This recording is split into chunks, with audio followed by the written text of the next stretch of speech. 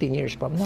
Venezuela. What happened to Venezuela? In 2014, bigla siya nag-declare, we're not capable of paying our debts anymore. In just a matter of 1 week, hyperinflation, grabe yung hunger, poverty went up, crime went up, people were killing each other, ang taas ng bilihin, people were throwing away their money because it's useless. Sino unang umalis? Yung mga mayayaman na mga corrupt na mga politiko na nagnakaw ng kanilang pera ng taong bayan. Yan ang unang-unang umalis. Naiwan ngayon tuloy yung mga tao, naghihirap. Look at the trend now in our country. 2016, bagong presidente si PRRD. Ang national debt natin was at 5.9 trillion. You can go over it sa Department of Finance. 5.9 trillion accumulated for more than 40 years. After his term, after 6 years, merong pandemic. Due to pandemic and of course, due to corruption as well.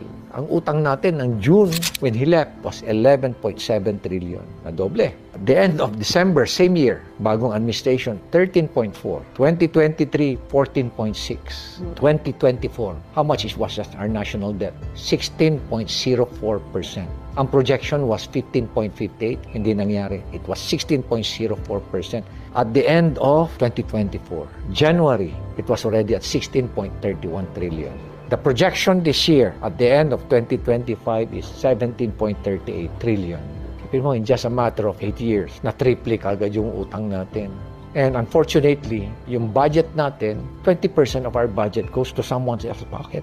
What if I tell you that only 35% of the total taxes that you're paying goes to the project?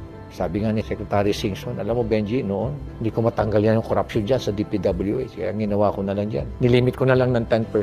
Ngayon, wala na yung 10%. 25, 35, 40% na. Politiko pa lang yun. Iba pa yung sa implementing agency. Sa infrastruktura, porsyento pa lang ng politiko. Assuming na average na lang natin, 25 to 40, 30 na lang. O 30% ang kinuha ng politiko. Yung implementing agency, kukuha rin yan, sabihin natin, mga 10% or 12%, 15%. Taxes, 8%. Insurance bond, 1%. Yung BACPA, Beach and Awards Committee, usually yan, 3% ang kukunin. Meron pang contingency fund na 2%. So, halos 55% nang nawala. 45% na naiwan. Wala pa yung profit ng contractor. Anong average profit ng contractor niyan? 15 to 18% or 20%. Pero sabihin natin yung contractor kasi may sense of patriotism, kumuha lang ng 10%. Kaya lang, na-realize niya, yung profit ko pala, after 1 year ko pa kukunin. Bakit after 1 year? Kasi may retention na 10% So 35, kukurot din ako rito sa 35 ulit. Para may pang-cover ako doon sa kwan. So kita mo, magkano na lang maititira? 30. Tanungin mo yung contractor, anong gagawin mo?